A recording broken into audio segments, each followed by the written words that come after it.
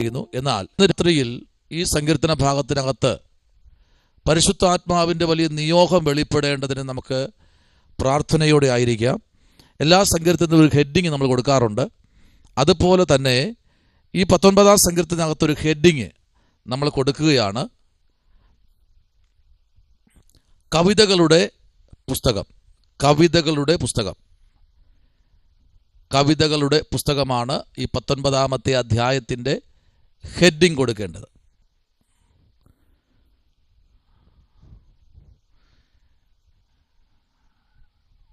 കവിതകളുടെ പുസ്തകം. ശരിക്ക് ഈ 19-ാം അധ്യായം ഒരു കവിതയാണ്. ശരിക്കും ഒരു കവിതയാണ്.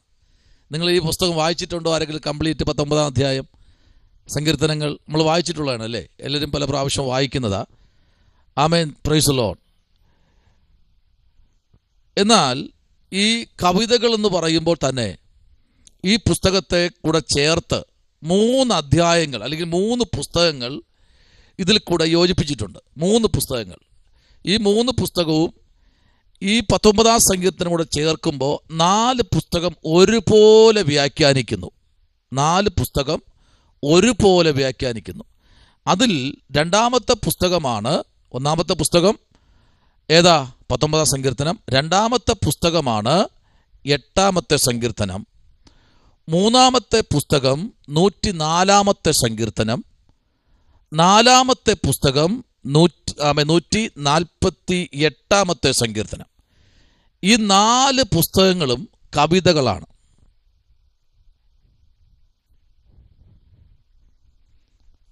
ഈ 19-ാം സങ്കീർത്തനത്തിൻ്റെ 1-ാമത്തെ വാക്യം മുതൽ 6-ാമത്തെ വാക്യം വരെയും 7-ാമത്തെ വാക്യം മുതൽ 14-ാമത്തെ വാക്യം വരെയും നമ്മൾ ചിന്തിക്കുമ്പോൾ ഇതിനകത്ത് വ്യത്യസ്തമായ ചില അരുളപ്പാടുകളെ ആമേൻ ഇതിൻ്റെ വ്യാഖ്യാനി കൊണ്ടുവന്നിട്ടുണ്ട്. എഴുതിക്കോളൂ. 1-2 പോയിന്റുകൾ എഴുതിക്കോളൂ. 2 വ്യത്യസ്ത കവിതകളുടെ 2 വ്യത്യസ്ത കവിതകളുടെ പുസ്തകങ്ങളാണ് ബ്രാക്കറ്റിൽ പുസ്തകമാണ് സങ്കീർത്തനം 19.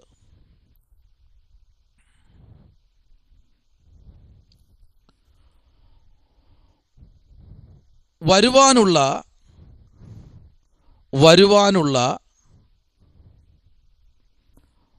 വാക്യങ്ങൾ ദൈവത്തെ സ്തുതിക്കുന്നു. വരുവാനുള്ള വാക്യങ്ങൾ ദൈവത്തെ സ്തുതിക്കുന്ന ഒരു ഗീതമാണ്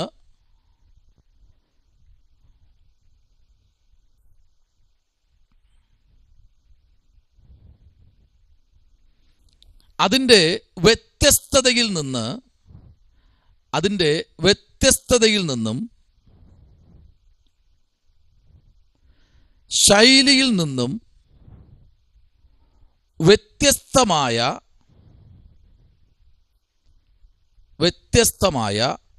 വരുവാനുള്ള വാക്യങ്ങൾ യഹോവയുടെ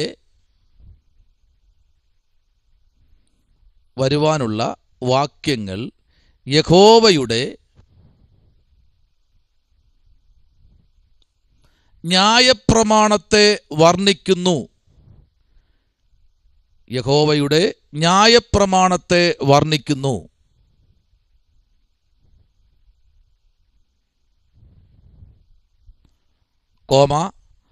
ആദ്യ ഭാഗത്തിന്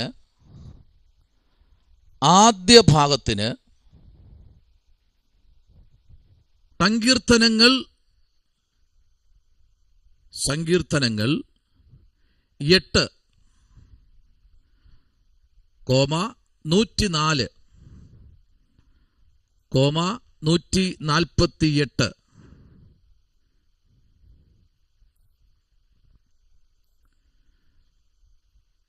ശ്രദ്ധിക്കണേ. ഈ സങ്കീർത്തനങ്ങൾ നമ്മൾ ശരിക്ക് ഈ 19-ാം സങ്കീർത്തനം നമ്മൾ പഠിക്കുമ്പോഴേ ഒരു കവിത എങ്ങനെയാണ് ഒരു കവിതാകൃത്ത് എഴുതുന്നത്, കൃത്യമായിട്ടും അത് തന്നെയാണ്. ആകാശം, നമ്മളിവിടെ ഒന്നാമത്തെ വാക്യം വായിക്കുന്നത്, ഒന്നാമത്തെ വാക്യം ഒന്ന് വായിച്ചേ.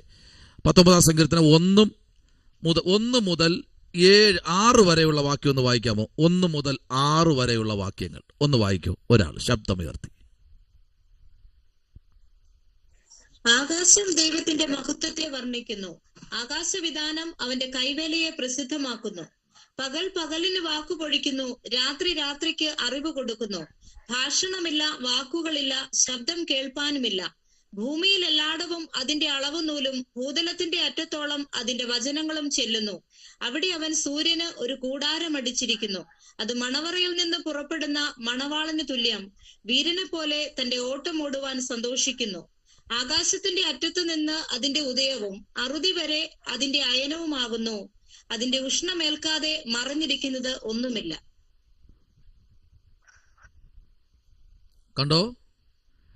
അതിനകത്ത് നമ്മൾ വേറെ അധ്യായത്തിലേക്ക് പോകും മുമ്പ് തന്നെ നോക്കിക്കേ, ആ 4-ാമത്തെ വാക്യവും 5-ാമത്തെ വാക്യവും വളരെ ശക്തമാണ് അല്ലേ? അവിടെ വായിക്കുന്നത് അത്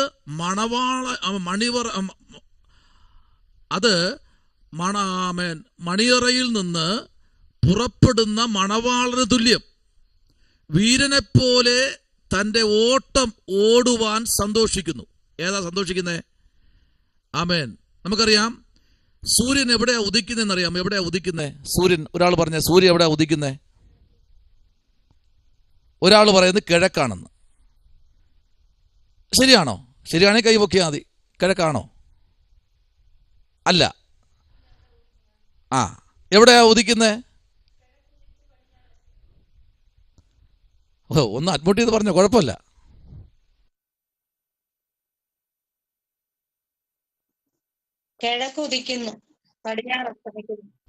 കറക്റ്റാ.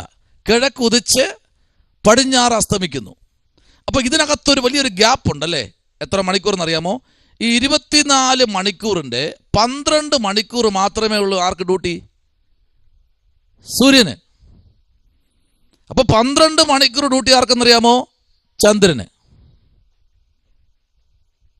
അപ്പൊ ഈ 12 മണിക്കൂർ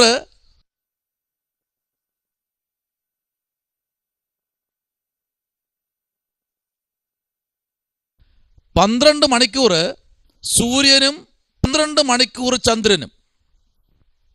ഇവിടെ അതിനൊരു വ്യാഖ്യാനം കൊടുത്തിട്ടുണ്ട്. നോക്കൂ, ഒരു വ്യാഖ്യാനം കൊടുത്തിരിക്കുക. സൂര്യൻ കൂടാരമടിച്ചിരിക്കുന്ന സ്ഥാനം. എഴുതിക്കോളൂ.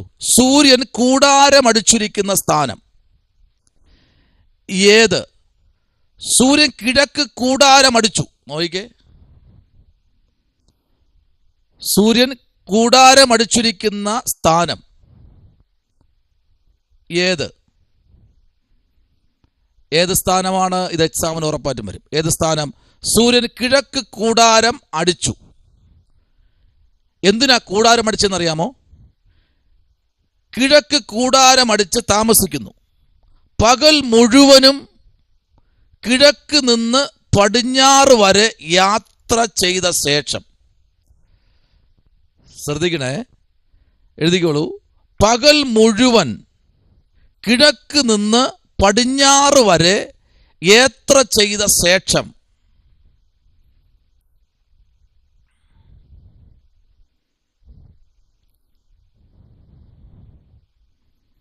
പടിഞ്ഞാറ് വരെ യാത്ര ചെയ്ത ശേഷം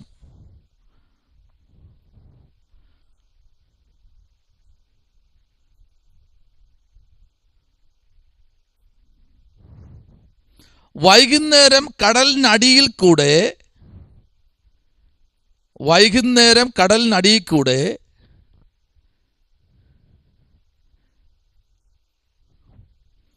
പാതയിലൂടെ യാത്ര ചെയ്ത് കിഴക്കുള്ള കൂടാരത്തിൽ വന്ന്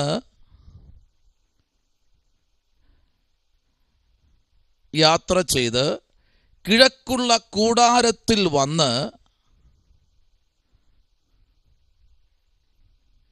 അടുത്ത യാത്രയ്ക്ക് വേണ്ടി തയ്യാറെടുക്കുന്നു.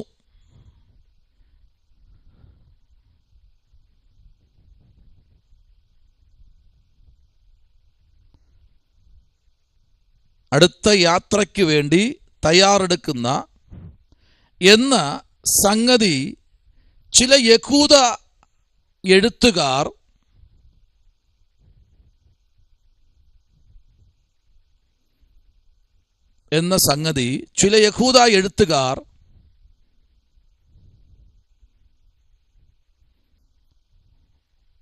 പലരായി എഴുതിയിരിക്കുന്നു.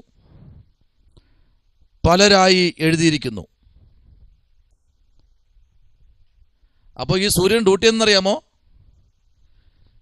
കിഴക്ക് ഉദിച്ചിട്ട് ഇത് യാത്ര ചെയ്ത് അസ്തമയം കഴിഞ്ഞ് തിരിച്ച് കടലിനടിയിൽ കൂടെ തിരിച്ച് എവിടെ നിന്നാണോ യാത്ര തുടങ്ങിയത് അവിടെ വരുന്നു.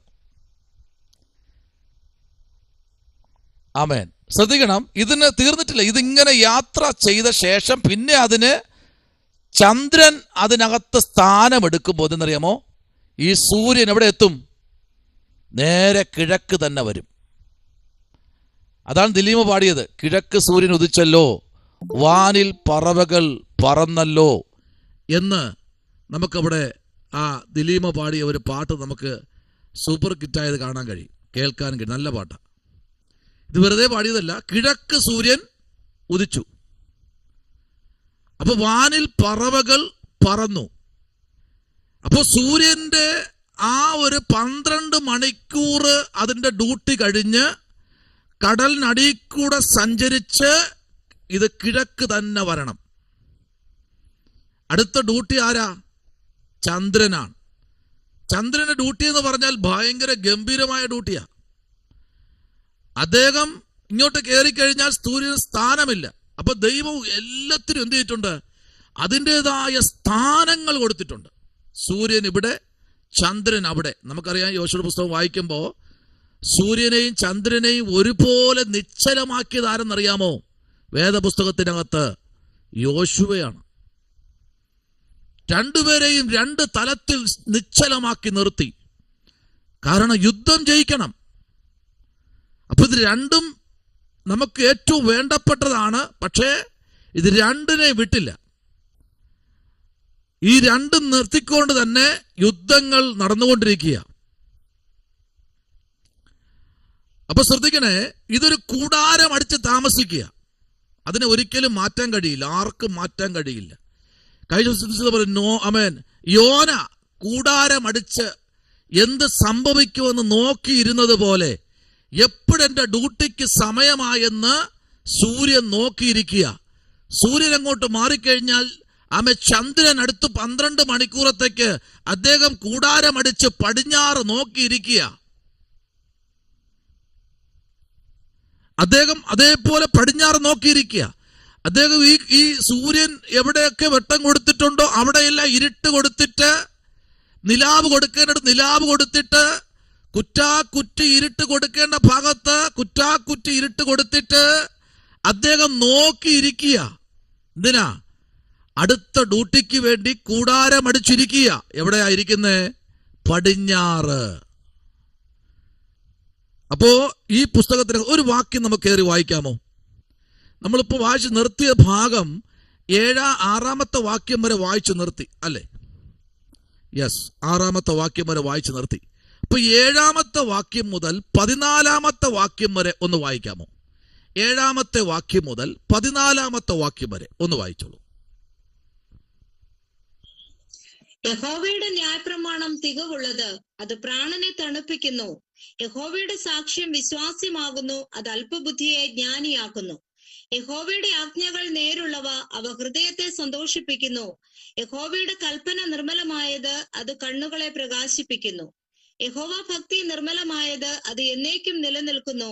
യഹോവയുടെ വിധികൾ സത്യമായവ, അവ ഒട്ടൊഴിയാതെ നീതിയുള്ളവയാകുന്നു.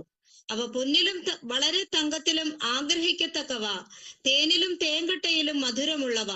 അടിയനും അവയാൽ പ്രബോധനം ലഭിക്കുന്നു. അവയെ പ്രമാണിക്കുന്നതിനാൽ വളരെ പ്രതിഫലമുണ്ട്. തന്റെ തെറ്റുകളെ ഗ്രഹിക്കുന്നവനാർ? മറഞ്ഞിരിക്കുന്ന തെറ്റുകളെ പോക്കി എന്നെ മോചിക്കണമേ. സ്വമേധ പാപങ്ങളെ അകറ്റി അടിയനെ കാക്കണമേ. അവ എന്റെ മേൽ വാഴരുതേ, എന്നാൽ ഞാൻ നിഷ്കളങ്കനും മഹാപാതകരഹിതനുമായിരിക്കും.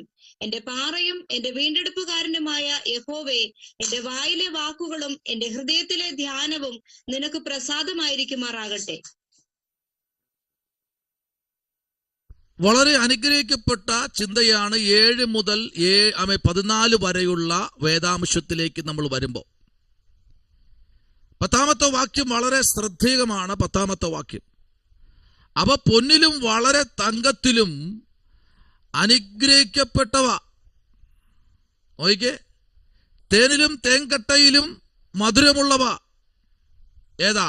ന്യായപ്രമാണം. സങ്കീർത്തനം 1:1 പറയുന്നു, ന്യായപ്രമാണത്തെ രാപ്പകൽ ധ്യാനിക്കുന്നവൻ ഭാഗ്യവാൻ. അപ്പൊ ന്യായപ്രമാണം എന്ന് പറയുമ്പോൾ നമ്മുടെ കയ്യിരിക്കുന്ന വേദപുസ്തകം തന്നെയാണ്. ഇപ്പോൾ നമ്മൾ ന്യായപ്രമാണത്തിന് കീഴിലാണോ? ഇപ്പോ നമ്മൾ ന്യായപ്രമാണത്തിന് കീഴിലാണോ? ആണെങ്കിൽ കൈവെക്കൂ. ഇപ്പോൾ നമ്മൾ ന്യായപ്രമാണത്തിന്റെ കീഴിലാണോ? ആണോ അല്ലേ? ആണെങ്കിൽ കൈവെക്കൂ.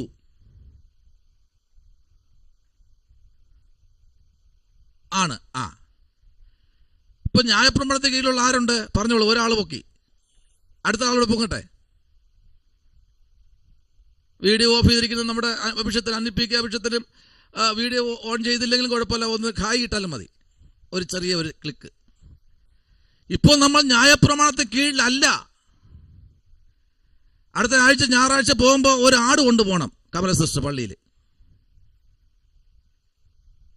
കൊണ്ടുവന്ന് പാപത്തെ അങ്ങോട്ട് ആട്ടിന്റെ മുകളിൽ അങ്ങോട്ട് ഒന്ന് സമർപ്പിച്ചിട്ട് ആ ആലയത്തിനകത്ത് കൊണ്ട് കെട്ടണം. അടുത്ത ആട് പുരോഹിതന്റെ പാപത്തെ അതിനകത്ത് ചുമത്തിയിട്ട് നിങ്ങൾ കൊണ്ടുപോകുന്ന ആടിനെ അറുത്ത് ഞായറാഴ്ച ആട്ടിറച്ചിയും കൂട്ടി ബിരിയാണി കഴിക്കാം. പുരിഞ്ചിതാ അമ്മ കമല? പുരിഞ്ചിതാ? എന്നതോ സ്വാമി, കോവിലിക്ക് പോവാ? കോവിലിക്ക് പോകുമ്പോ, ഞായറാഴ്ച പള്ളിയിൽ പോകുമ്പോ, അതാ കോവിൽ. പള്ളിയിൽ പോകുമ്പോ ആട് കൊണ്ട്, ഇപ്പൊ ന്യായപ്രമാണത്തിന് കീഴിലല്ല നമ്മൾ. ഇപ്പൊ ന്യായപ്രമാണമില്ല. ന്യായപ്രമാണം തീർന്നെന്നറിയാമോ? എവിടെ തീർന്നു ന്യായപ്രമാണം? നമ്മുടെ കർത്താവായ യേശുക്രിസ്തു സകല മാനവരാശിയുടെ പാപത്തിന് പരിഹാരമായി കാൽവരിയുടെ കുലമരത്തിൽ 2 കള്ളന്മാരുടെ നടുവിൽ മരത്തിന്റെ മേൽ തൂങ്ങപ്പെട്ടു.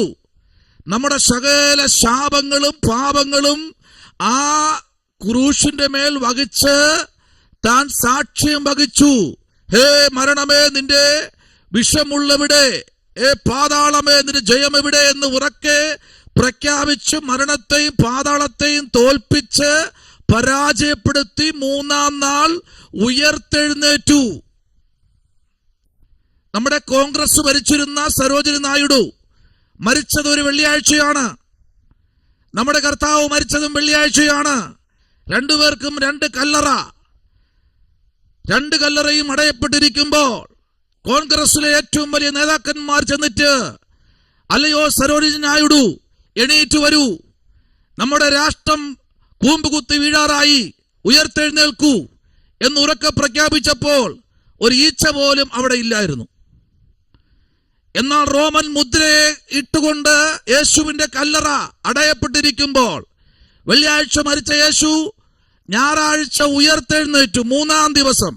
ഇവിടെ 30 വർഷമായിട്ട് സരോജിനി കിടക്കുക കല്ലറയ്ക്കകത്ത്.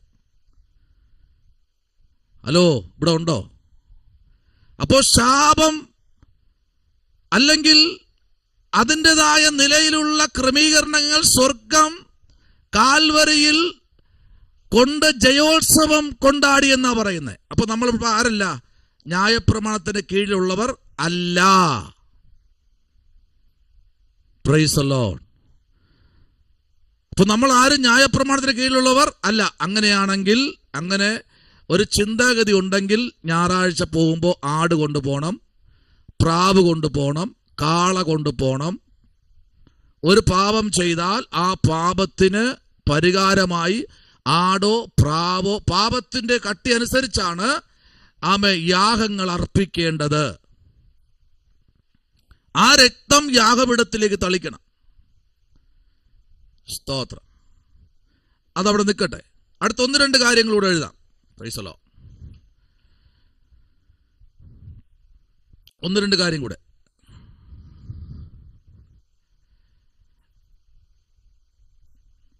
ന്യായപ്രമാണവും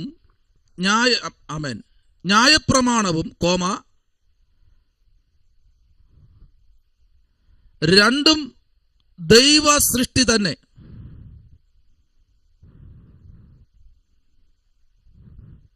യഹോവയുടെ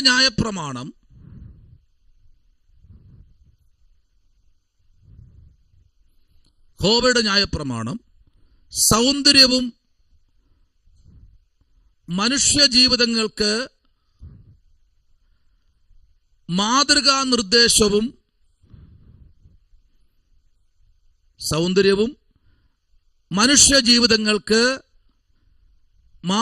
നിർദ്ദേശവും നൽകി അവരെ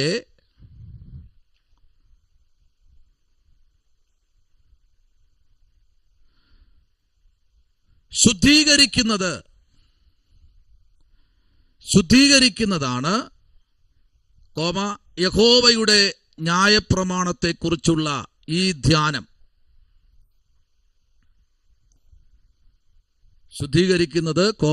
യഹോവയുടെ ന്യായപ്രമാണത്തെക്കുറിച്ചുള്ള ഈ ധ്യാനം.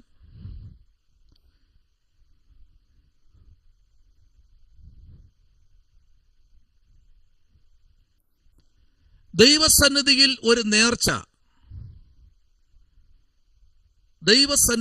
ഒരു നേർച്ച എന്ന പോലെ അർപ്പിക്കുകയാണ് സങ്കീർത്തനക്കാരൻ.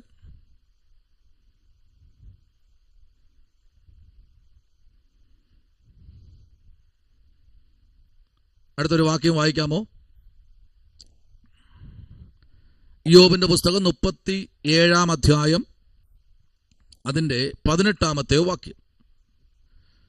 37:18. ഇയ്യോബിന്റെ പുസ്തകം 37:18. ലോകദർപ്പണം പോലെ ഉറപ്പുള്ള ആകാശത്തെ നിനക്ക് അവനോട് കൂടെ വിടർത്തു വയ്ക്കാമോ? അപ്പൊ ഇയ്യോബിനോട് ദൈവം ചോദിക്കുന്ന ഒരു ചോദ്യമാണ് 37, 38, 39, 40, 41, 42 അധ്യായങ്ങൾ. ഈ 42 തുടർച്ചയായിട്ടുള്ള ഈ അധ്യായങ്ങളിൽ മുഖാമുഖമായി ദൈവത്തോട് സംസാരിക്കുന്ന, അല്ലെങ്കിൽ ദൈവം മറ നീക്കി പൊരുളായി ഇറങ്ങി വന്ന്, കുറച്ചുകൂടെ ആഴത്തിൽ പറഞ്ഞാൽ നിഴൽ നീക്കി മറ നീക്കി പൊരുളായി സ്തോത്രം ഇറങ്ങി വന്ന് ഇയ്യോബിനോട് സംസാരിക്കുക. കാരണം ഇയ്യോബിന് നഷ്ടപ്പെട്ടതെല്ലാം ദൈവം തിരിച്ചു കൊടുക്കും. സ്തോത്രം. നോക്കൂ, 1-ാമത്തെ അധ്യായത്തിൽ നഷ്ടപ്പെട്ടു.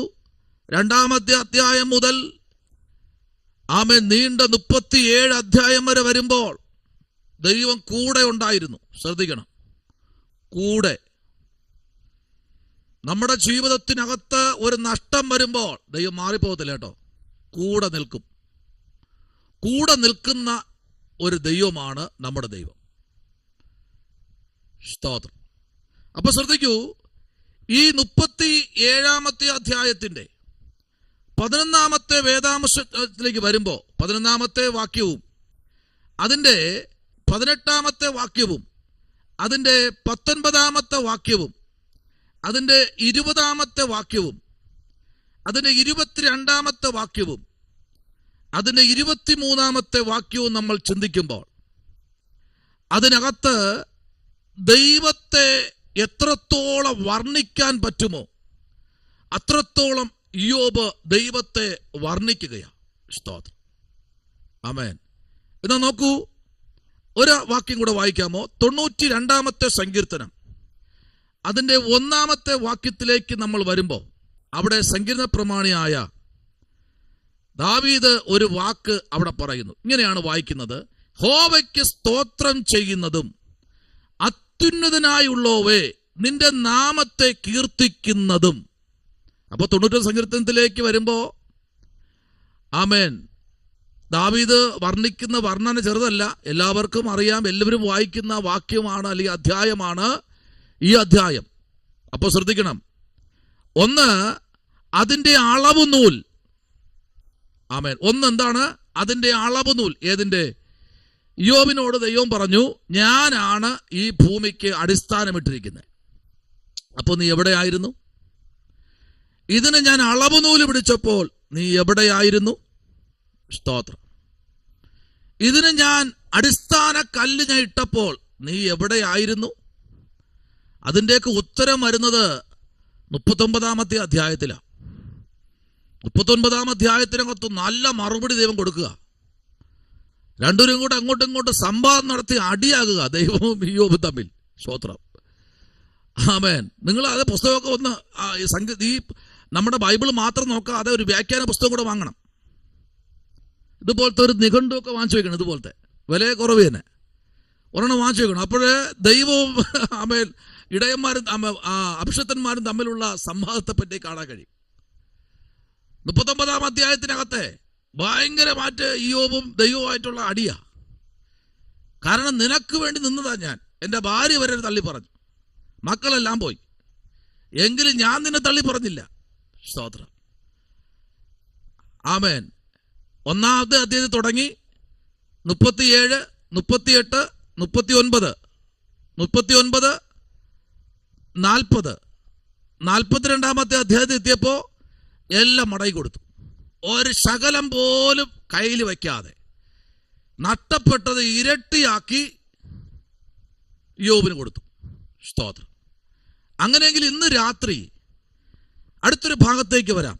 നോക്കിക്കേ, 1 ശമൂവേൽ പ്രവാചകന്റെ പുസ്തകം 4 അധ്യായം. 1 ശമൂവേലിന്റെ പുസ്തകം 4 അതിൻ്റെ 18 വാക്യത്തിലേക്ക് നമ്മൾ വരുമ്പോൾ അവിടെ ഒരു ദൂത് ഒന്ന് വായിക്കാമോ? 18 വാക്യം.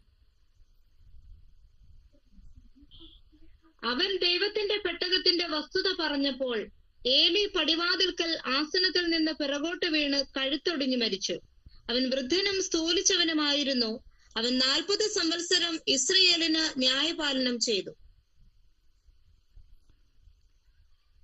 അതിനകത്തൊരാളിനെ വാർത്തെടുക്കുക.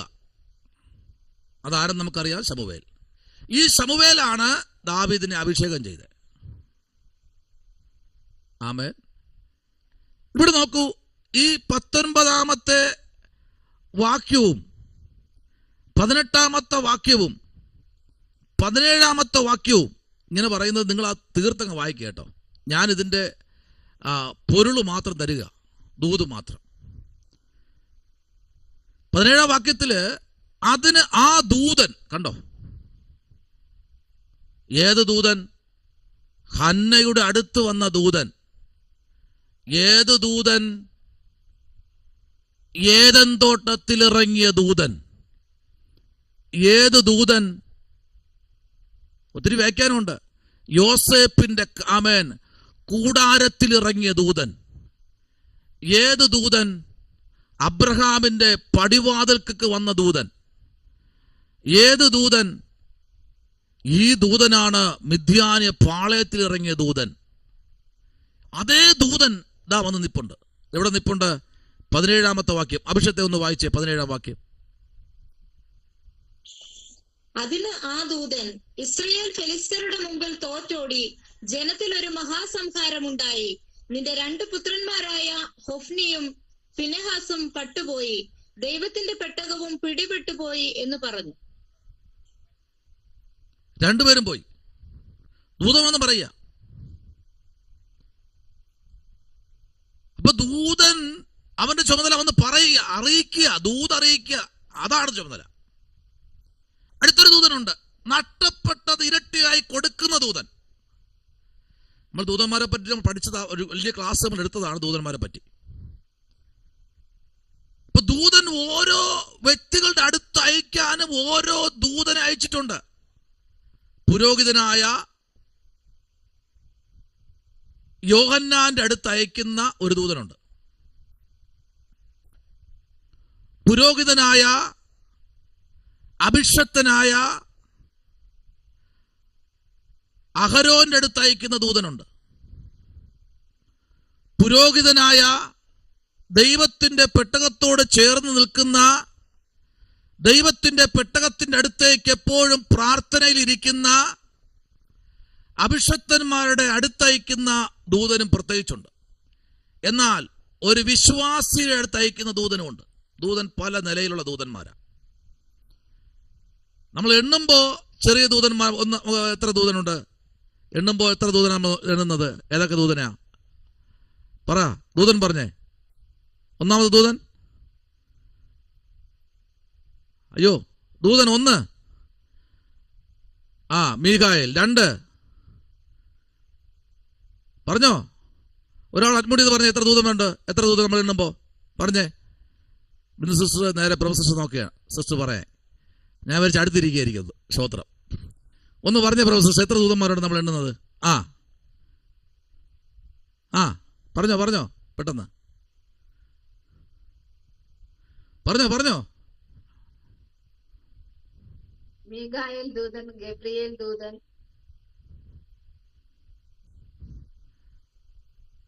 2 ദൂതന്റെ കാര്യം പറഞ്ഞു. അടുത്ത് നമ്മുടെ സരിത സിസ്റ്റർ പറഞ്ഞേ എത്ര ദൂതന്മാരുണ്ട്?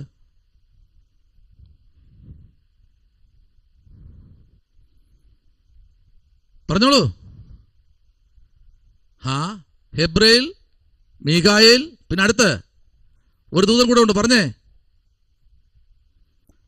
ലൂസിഫർ. 3 ദൂതന്മാരെയാണ് ഇതാ എഴുതി വെച്ച് പ്രൊഫസർ. സ്തോത്രം. ദൂതന്മാരെ ക്ലാസ്സിൽ ലോട്ടിയാ ചോദിക്കും. എന്റെ പൊന്നെ, ഈ ലൂസിഫർ ആണ് എവിടം തുടങ്ങിയതാ? ഈ ഭൂമിക്ക് അടിസ്ഥാനമിടും മുൻപേ ഒരു ആരാധന ഉണ്ടായിരുന്നു. അവിടെയാണ് ഈ 3 ദൂതന്മാരെയും ദൈവം ആക്കിയത്. ആരൊക്കെ? ഹെബ്രയേൽ, മീഖായേൽ, പറ ലൂസിഫർ. ഈ ലൂസിഫർ ആണ് ആരാധന ലീഡർ. മറ്റതൊക്കെ ആടിയും വെട്ടും കുത്തും പിടിച്ചു കെട്ടിക്കൊണ്ടിരാൻ പറഞ്ഞാൽ കൊന്നുകൊണ്ട് ദൂതന്മാരാ മറ്റായിട്ട് വരും. ആമേൻ. ഇതില് മീഖായേലാണ് അടിക്കാൻ ബെസ്റ്റ്. മീഖായേൽ. ഹെബ്രയേൽ ദൂതൻ എന്ന് പറഞ്ഞു കഴിഞ്ഞാൽ ദൂത് അറിയിക്കുക, പോയി പറയുക. സ്തോത്രം. അപ്പൊ ലൂസിഫർ ആരാ നടത്തുക? അപ്പൊ ഇവിടെ അടിക്കാൻ ആളുണ്ട്, പോയി പറയാൻ ആളുണ്ട്, വർഷിപ്പെടുത്താൻ ആളുണ്ട്. സ്തോത്രം പറ. ഇത് 3 ഇന്ന് എവിടെ ഉണ്ടെന്നറിയാമോ? ഒരാള് അഡ്മിറ്റ് ചെയ്ത് പറഞ്ഞേ, ഇത് 3 ഈ കൃപായുഗത്തിൽ എവിടെ ഉണ്ട്? പറ. ഒന്ന് പറയുന്നേ. നിങ്ങൾ ആരും മിണ്ടുന്നില്ലല്ലോ. സഭയിലുണ്ട്.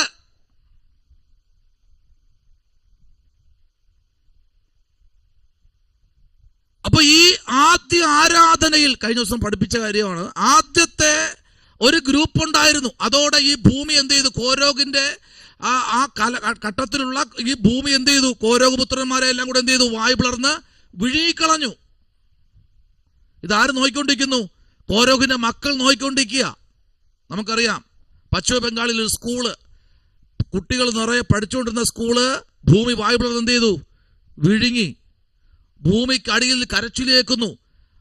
വൈകിട്ട് കുഞ്ഞുങ്ങളെ വിളിക്കാൻ വന്ന മാതാപ്പും പിതാക്കളും ഭർത്താവിനെയും ഭാര്യയൊക്കെ വിളിക്കാൻ വന്നവരൊക്കെ നോക്കിയപ്പോൾ സ്കൂളില്ല. സ്കൂള് ഭൂമിക്കടിയിൽ. ഏകദേശം 700-850 കുഞ്ഞുങ്ങൾ ആ ഭൂമിക്കടിയിൽ മരിച്ചു. അതിന്നും അതിന്റെ തികച്ചുള്ള കണക്ക് കിട്ടിയിട്ടില്ലെന്ന.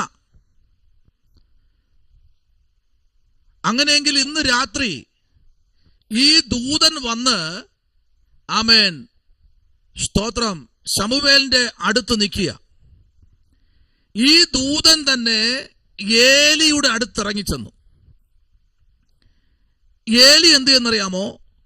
പടിവാതുക്കൽ ആസനത്തിൽ നിന്ന് എണീറ്റ് പുറകോട്ട് വീണ് കഴുത്തൊടിഞ്ഞു, മരിച്ചു.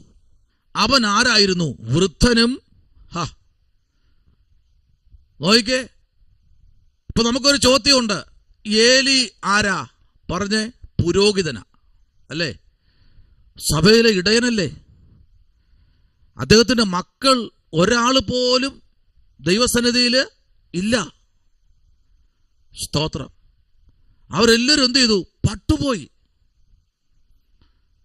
ആമേൻ. ഈ ദൂത് നേരത്തെ അറിയിച്ചതാ. ദൈവം അറിയിച്ചു. ആരിൽ കൂടെ എന്നറിയാമോ? ഈ ശമൂവേലിൽ കൂടെ അറിയിച്ചു. സ്തോത്രം. അത് കുറച്ചുകൂടെ നമ്മൾ ചിന്തിച്ചു കഴിഞ്ഞാൽ ഹന്നയിൽ കൂടെ അറിയിച്ചു. നമ്മൾ ആ ഭാവമൊക്കെ പഠിക്കണം കേട്ടോ. നമ്മൾ പുസ്തകങ്ങൾ വായിക്കണം. പുസ്തകങ്ങൾ വായിച്ച് അതിനകത്തിരുന്ന് ധ്യാനിച്ച് അതിനകത്തിരിക്കുന്ന ദൂതുകളെ നമ്മൾ പുറത്തെടുക്കണം. ഇതൊക്കെ പണ്ട് പറഞ്ഞ ദൂതാ, ഇങ്ങനെയൊക്കെ നിങ്ങൾക്ക് സംഭവിക്കുമെന്നുള്ളത് മുമ്പേ പറഞ്ഞതാ. പക്ഷെ എന്ത് ചെയ്തില്ല? ഏലി അത് എന്ത് ചെയ്തിട്ടില്ല? അംഗീകരിച്ചില്ല. സ്തോത്രം. ആമേൻ. നമ്മുടെ ഒരു കൊച്ചുകുട്ടി പറഞ്ഞാലും നമ്മളത് അനുസരിക്കണം. ആമേൻ. ഒരു ദൂത് പറഞ്ഞാൽ നമ്മൾ എന്ത് ചെയ്യണം? അനുസരിക്കണം. Price the Lord. അവിടെ പാരമ്പര്യമോ വാചാതുര്യമോ സർട്ടിഫിക്കറ്റുകളോ ഒന്നും അല്ല അവിടെ വിഷയം. നമ്മൾ അവിടെ സാഷ്ടാംഗം വീഴുക എന്നാണ്. സ്തോത്രം. ആമേൻ. അവിടെ നിൽക്കട്ടെ. ഇനി അടുത്ത് നമ്മൾ വായിക്കാൻ പോകുന്ന ഒരു അധ്യായത്തിലേക്ക് ഒരു 1-2 വാക്കുകൾ എഴുതിയിട്ട് നമുക്ക് അങ്ങോട്ട് മുമ്പോട്ട് പോവാം. സ്തോത്രം. 1-2 വാക്കുകൾ നമുക്ക് എഴുതാമോ? സ്തോത്രം. Price the Lord.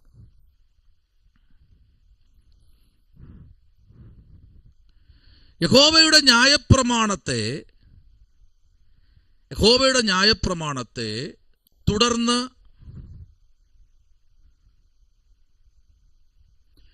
വിവരിക്കുകയാണ്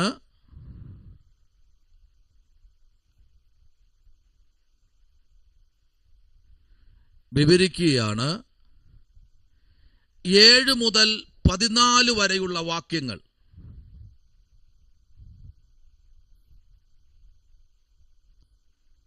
യഹോവ ഭക്തി എന്ന് പരിഭാഷപ്പെടുത്തിയിരിക്കുന്ന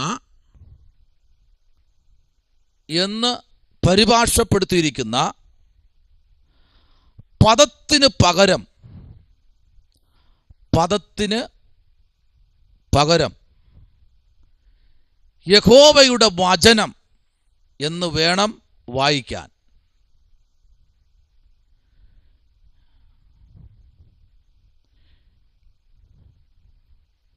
പദത്തിന് പകരം യഹോവയുടെ വചനം എന്ന് വേണം വായിക്കാൻ എന്ന് പല പണ്ഡിതന്മാരും അഭിപ്രായപ്പെടുന്നു.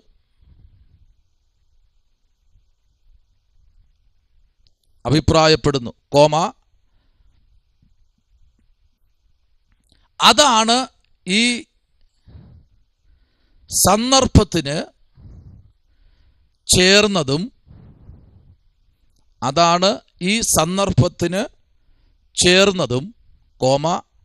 അല്ലെങ്കിൽ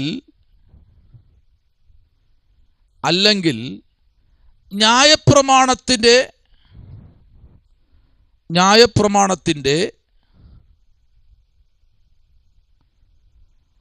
പരിചയ പദങ്ങളുടെ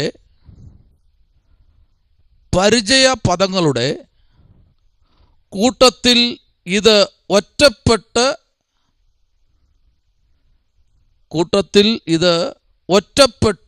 നിൽക്കും,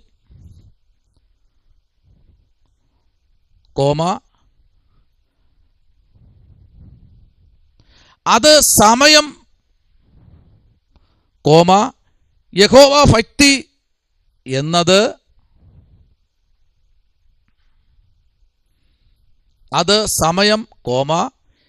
യഹോവ ഭക്തി എന്നത് ന്യായപ്രമാണത്തിന്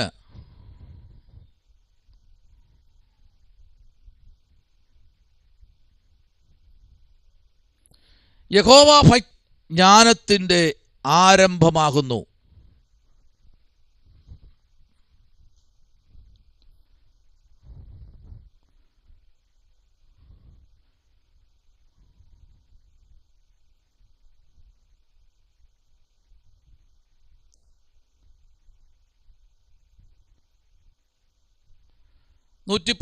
സങ്കീർത്തനം 105 വാക്യത്തിലും 130 വാക്യത്തിലും കാണാം.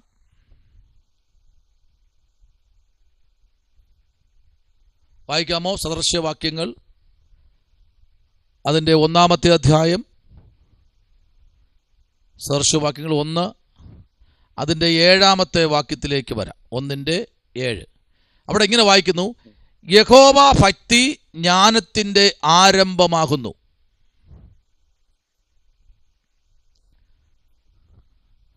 അവിടെ നമ്മുടെ ജ്ഞാനിയിൽ ജ്ഞാനിയായ ശലോമോൻ ജ്ഞാനി ചില പദങ്ങൾ ഉപയോഗിച്ചിരിക്കുന്നത് ഭയങ്കരമാട്ടോ.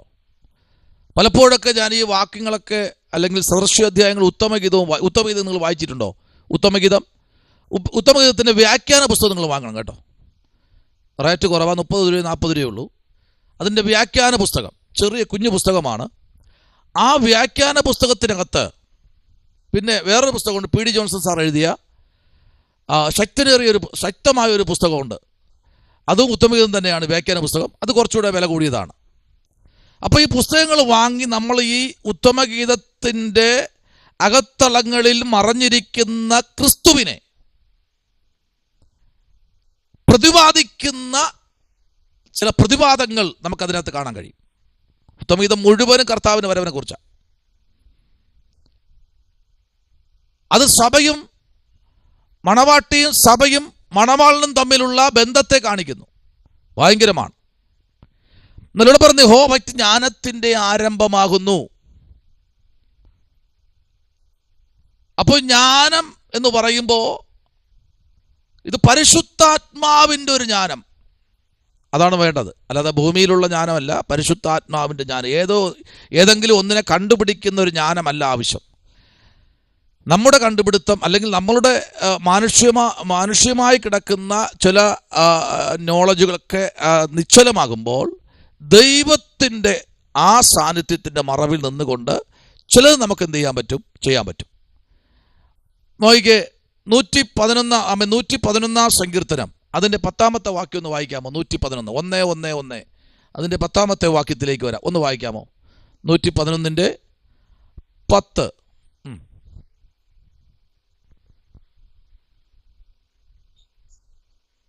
അവൻ തന്റെ ജനത്തിന് വീണ്ടെടുപ്പ് അയച്ചു, തന്റെ നിയമത്തെ എന്നേക്കുമായി കൽപ്പിച്ചിരിക്കുന്നു. അവന്റെ നാമം വിശുദ്ധവും ഭയങ്കരവുമാകുന്നു. ഇവിടെ നമ്മൾ വായിച്ചത്, നമ്മൾ ചിന്തിച്ചു വരുന്ന 19-ാം സങ്കീർത്തനത്തിന്റെ 7 മുതൽ 14 വരെയുള്ള വാക്യത്തിനകത്തു നിന്നുള്ള കാര്യമാണ് ചിന്തിക്കുന്നത്. അതിൻ്റെ 13-ാമത്തെ വാക്യത്തോടെ ബന്ധത്തിലുള്ള കാര്യങ്ങളും ദൂതുകളുമാണ് ഈ പറഞ്ഞുകൊണ്ടിരിക്കുന്നത്. അവൻ തൻ്റെ ജനത്തിന് വീണ്ടെടുപ്പ് അയച്ചു, തൻ്റെ നിയമത്തെ എന്നേക്കുമായി കൽപ്പിച്ചിരിക്കുന്നു. അവൻ്റെ നാമം വിശുദ്ധവും ഭയങ്കരവുമാകുന്നു. അപ്പോൾ ദൈവത്തിൻ്റെ നാമം നമ്മുടെ നാവിലെടുത്തിട്ട് യേശുവിൻ്റെ നാമത്തിൽ സൗഖ്യമാകാൻ പറഞ്ഞാൽ എന്തു ചെയ്യും? സൗഖ്യമാകും. അതിനി പാസ്റ്റർ പ്രത്യേകിച്ച് പറയണമെന്നില്ല, അല്ലെങ്കിൽ സെൻട്രൽ പാസ്റ്റർ പറയണമെന്നില്ല. നിങ്ങൾ അത് പഴയ നിയമത്തിലായിരുന്നു, എന്നാൽ പുതിയ നിയമത്തിലേക്ക് വരുമ്പോൾ നമ്മൾ വിശ്വാസി സ്നാനപ്പെട്ട് രക്ഷിക്കപ്പെട്ട് നിൽക്കുന്ന കൂട്ടായ്മ ആചരിക്കുന്ന ഒരു വിശ്വാസി പറഞ്ഞാലും രോഗസൗഖ്യമാവും. Price the Lord. ഭൂതം വിട്ടുപോകും. ആമേൻ, ഹല്ലേലൂയ. പക്ഷെ ഭൂതം വിട്ടുപോകും. അതെങ്ങോട്ട് പോകുമെന്ന് കേട്ട് കഴിഞ്ഞാൽ അതിനിപ്പോൾ നരകമൊന്നും തുറന്നിട്ടില്ല. ആമേൻ. അതുകൊണ്ട് അങ്ങനെ കാർമ്മിക ശുശ്രൂഷയൊന്നും ചെയ്യാതിരിക്കുന്നതാണ് ഏറ്റവും നല്ലത്. കൃപാവരങ്ങൾ പ്രാപിച്ചാൽ ഓക്കെ. Price the Lord. അപ്പോൾ ഇവിടെ വിശുദ്ധവും ഭയങ്കരവുമാകുന്നു. സ്തോത്രം. എന്നാൽ 19-ാമത്തെ അധ്യായം നമ്മൾ പഠിച്ചു വരുമ്പോൾ അതിൻ്റെ 13-ാമത്തെ വാക്യം മുതൽ നമ്മൾ താഴോട്ട് പഠിക്കുമ്പോൾ 14-ാമത്തെ വാക്യം വരെ നമ്മൾ പഠിക്കുമ്പോൾ പറയുന്നത് അബിമേലെക്കിൻ്റെ പാപം. ഇവിടെ വ്യാഖ്യാനി പറയുന്നത് നമുക്ക് കാണാൻ കഴിയും. ആരുടെ പാപം? അബിമേലെക്കിൻ്റെ പാപം. അബിമേലെക്ക് ആരായിരുന്നു? രാജാവായിരുന്നു. ഇപ്പൊ രാജാവിൻ്റെ പാപത്തെക്കുറിച്ചാണ് 13ഉം 14ഉം വാക്യങ്ങൾ വ്യാഖ്യാനിച്ചിരിക്കുന്നത്. ആമേൻ. Praise the Lord. നോക്കൂ, 20-ാമത്തെ അധ്യായത്തിന്റെ 6-ാമത്തെ വാക്യത്തിലേക്ക് നമ്മൾ പ്രവേശിക്കുമ്പോൾ ദൈവത്തിൻ്റെ സഹായമാണ് അബിമേലെക്ക് പാപം ചെയ്ത് തീർന്നതിൻ്റെ മുമ്പിൽ ദൈവത്തിൻ്റെ ഒരു കരസ്പർശത്തിന് വേണ്ടി താൻ ആഗ്രഹിക്കുക. എന്തിനു വേണ്ടിയാ? ഒരു തെറ്റ് പറ്റിപ്പോയി, ആ തെറ്റിൽ തിരുത്തിപ്പോകാൻ ദൈവത്തിൻ്റെ കാല് പിടിക്കുക. അതാണ് 13 മുതൽ നമ്മൾ താഴോട്ട് വായിക്കുമ്പോൾ. സ്തോത്രം. അടുത്തു പറയുന്നത്, നിഷ്കളങ്കനും കഠിന പാപങ്ങൾക്ക് ഒന്നും ആമേൻ അകപ്പെട്ടു പോകാതെ എന്നെ എന്നേക്കും സൂക്ഷിക്കണമേ എന്നുള്ള ഒരു പ്രാർത്ഥനയും കൂടെയാണ് അബീമേലെക്ക് ഇവിടെ വച്ചിരിക്കുന്നത്. 14 വാക്യം നമ്മൾ പഠിച്ചു വരുമ്പോൾ, 2 രാജാക്കന്മാരുടെ പുസ്തകം 1 അധ്യായം അതിൻ്റെ 1 നമുക്ക് കാണാൻ കഴിയുന്നത്, ആഖാബ് മരിച്ച ശേഷം, നമുക്ക് ആ ഭാഗം ഒന്ന് വായിച്ചേ. 2 രാജ 1 അധ്യായം 1 മുതലുള്ള ചില വാക്യം, 1-2 വാക്യങ്ങളൊന്ന് വായിച്ചേ. ആഹാബ് മരിച്ച ശേഷം മോവാബ്യർ ഇസ്രയേലിനോട് മത്സരിച്ചു. അഹസ്യാവ് ശമര്യയിലെ തന്റെ മാളികയുടെ കിളിവാതിലിൽ കൂടി വീണ് ദീനം പിടിച്ചു. അവൻ ദൂതന്മാരെ അയച്ചു, ഈ ദീനം മാറി എനിക്ക് സൗഖ്യം വരുമോ എന്ന് എക്രോനിലെ ദേവനായ ബാൽസെബൂബിനോട് ചെന്ന് ചോദിപ്പിൻ എന്നവരോട് കൽപ്പിച്ചു. എന്നാൽ യഹോവയുടെ ദൂതൻ തിശ്ബിനായ ഏലിയാവോട് കൽപ്പിച്ചത്, നീ എഴുന്നേറ്റ് ശമര്യ രാജാവിന്റെ ദൂതന്മാരെ എതിരേറ്റ് ചെന്ന് അവരോട്, ഇസ്രയേലിൽ ദൈവമില്ലാഞ്ഞിട്ടോ നിങ്ങൾ എക്രോനിലെ ദേവനായ ബാൽസെബൂബിനോട് അരുളപ്പാട് ചോദിപ്പാൻ പോകുന്നത്, ഇത് നിമിത്തം നീ കയറിയിരിക്കുന്ന കട്ടിലിൽ നിന്ന് ഇറങ്ങാതെ നിശ്ചയമായി മരിക്കുമെന്ന് യഹോവ അരുളി ചെയ്യുന്നു എന്ന് പറക. അങ്ങനെ ഏലിയാവ് പോയി ദൂതന്മാർ മടങ്ങി വന്നാറേ അവൻ അവരോട്, നിങ്ങൾ മടങ്ങി വന്നത് എന്ത് എന്ന് ചോദിച്ചു. അവർ അവനോട് പറഞ്ഞത്, ഒരാൾ ഞങ്ങളെ എതിരേറ്റ് വന്ന് ഞങ്ങളോട്, നിങ്ങളെ അയച്ചിരിക്കുന്ന രാജാവിന്റെ അടുക്കൽ മടങ്ങിച്ചെന്ന്, ഇസ്രയേലിൽ ദൈവമില്ലാഞ്ഞിട്ടോ നീ എക്രോനിലെ ദേവനായ ബാൽസെബൂബിനോട് അരുളപ്പാട് ചോദിപ്പാൻ അയക്കുന്നത്, ഇത് നിമിത്തം നീ കയറിയിരിക്കുന്ന കട്ടിലിൽ നിന്ന് ഇറങ്ങാതെ നിശ്ചയമായി മരിക്കും എന്ന് യഹോവ അരുളി ചെയ്യുന്നു എന്ന് അവനോട് പറവിൻ എന്ന് പറഞ്ഞു. ആമേൻ. ഈ ഭാഗമൊക്കെ നമ്മൾ ഒത്തിരി പ്രസംഗം കേട്ടവരാ, നമ്മൾ വായിച്ചിട്ടുള്ള ഭാഗങ്ങളാണ്. ഞാൻ ഒത്തിരി പ്രാവശ്യം പ്രസംഗിച്ചിട്ടുണ്ട്. പക്ഷെ ഇതിനകത്ത് 2 കാര്യം. ഒന്ന്, ഈ 13 വാക്യം മുതൽ 14 വാക്യം വരെ വരുമ്പോൾ, ആമേൻ, അവിടെ പറയുന്നത് നമുക്ക് നേരത്തെ കേട്ട കാര്യമാണ്, അബീമേലെക്കിന്റെ പാപത്തെക്കുറിച്ച്. എന്നാൽ 13 വാക്യം കഴിഞ്ഞ് 14 വാക്യത്തിലേക്ക് വരുമ്പോൾ കാണുന്നത്, വ്യാഖ്യാനി കൊണ്ടുവന്ന പദം, ആമേൻ, സ്തോത്രം, ഇവിടെ ആമേൻ, ആഖാബ് മരിച്ച ശേഷം പിന്നെ അന്യ ദൈവത്തിൻ്റെ മുൻപിൽ ആലോചന ചോദിക്കാൻ പോകുന്ന ഒരു കൂട്ടത്തെ അവിടെ കാണുക. ഈ ആഖാബ് ആരായിരുന്നറിയാമോ? ഒരു ദൈവമകനായിരുന്നു. സ്തോത്രം. എന്ന് ഇസബേൽ തൻ്റെ ജീവിതത്തിൽ കടന്നു വന്നോ അന്ന് താൻ വിഗ്രഹത്തിലേക്ക് പോയി. പറഞ്ഞുതരാം. ആമേൻ. ആഖാബ് വിവാഹം കഴിച്ച ഭാര്യയുടെ പേര് പറയാമോ? ഇസബേൽ. ഇസബേൽ എന്ന് ഈ കേരളക്കരയിലോ ഇന്ത്യക്കകത്തോ ഇനി ഏത് രാജ്യത്തോ ഇസബേൽ എന്നൊരു പേരുള്ള സഹോദരി ഉണ്ടോ? ഇല്ല. കുഞ്ഞുണ്ടോ? ഇല്ല. ആരുടെയും പേര് ഈ പേരോട് ഉപമിച്ചിട്ടില്ല, ഇട്ടിട്ടില്ല ആരും. എന്തുകൊണ്ട്?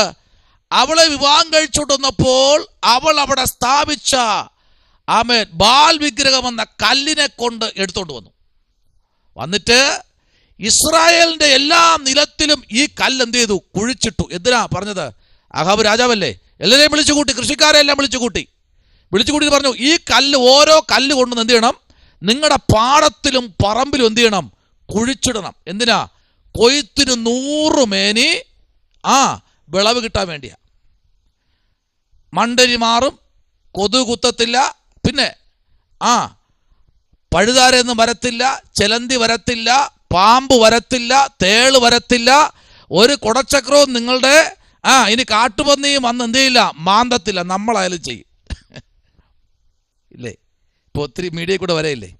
ഈ ഒരു ചന്ദനം നിങ്ങൾ ഇട്ട് കഴിഞ്ഞാൽ എല്ലാ ഗ്രഹവും മാറും. ഒരു ചെറിയൊരു കല്ല്, ഇത് നിങ്ങൾ എവിടെയെങ്കിലും അരയിലോ ഇനി തോളിലോ ഇനി വിഴുങ്ങിയാലും കുഴപ്പമില്ല, പുറത്തു പോകാതിരുന്നാൽ മതി. ആമേൻ. അകത്ത് മിക്സ് ചെയ്താലും കുഴപ്പമില്ല, ഇത് കളയരുത്, നിങ്ങൾക്ക് എല്ലാ ദോഷവും മാറും.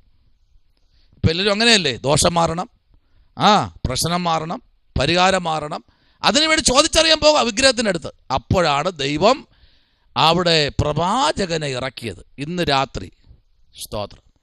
ഈ 13-ാമത്തെ വാക്യം അബിമേലെക്കിൻ്റെ പാപം, 14-ാമത്തെ വാക്യം ആഹാബിൻ്റെ മരണം. സ്തോത്രം. ആമേൻ. ഈ മരണത്തോട് ചേർന്ന് 51-ാം സങ്കീർത്തനം എഴുതിക്കോളൂ. 51-ാം സങ്കീർത്തനം, സങ്കീർത്തനം 51, സങ്കീർത്തനം 51, സങ്കീർത്തനം 104-ന്റെ 34, 119-ന്റെ 108, 119-ന്റെ 108.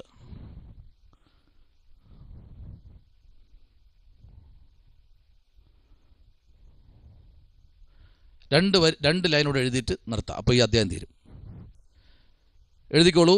വിശുദ്ധ ജീവിതത്തിനുള്ള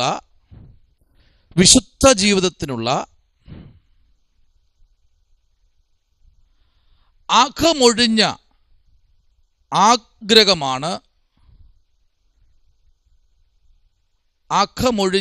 ആഗ്രഹമാണ് സങ്കീർത്തനക്കാരൻ ഇവിടെ പ്രകടിപ്പിച്ചിരിക്കുന്നത്. ഒരു കഠിന പാപമോചനത്തിനായി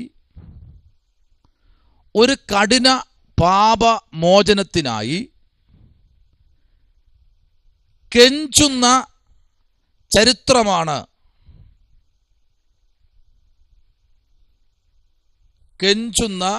ചരിത്രമാണ്, പക്ഷേ ഇവിടെ വ്യക്തമായ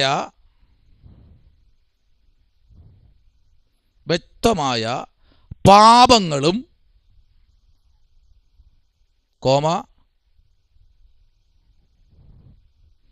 പാപത്തിനെയും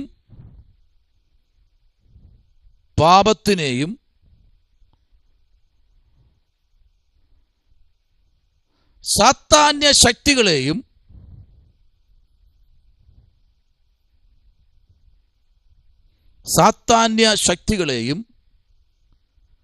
ശാപത്തെയും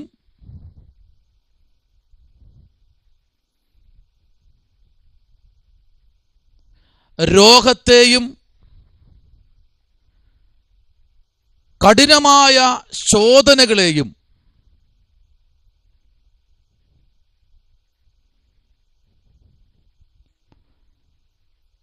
ബ്രാക്കറ്റിൽ എന്നിങ്ങനെ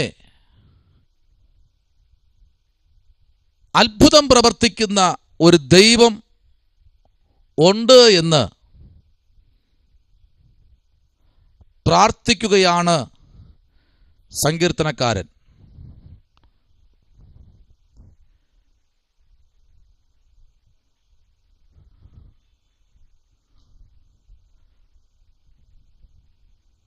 ഓക്കെ, 19-ാമത് സങ്കീർത്തനം ഇവിടെ കഴിയുക.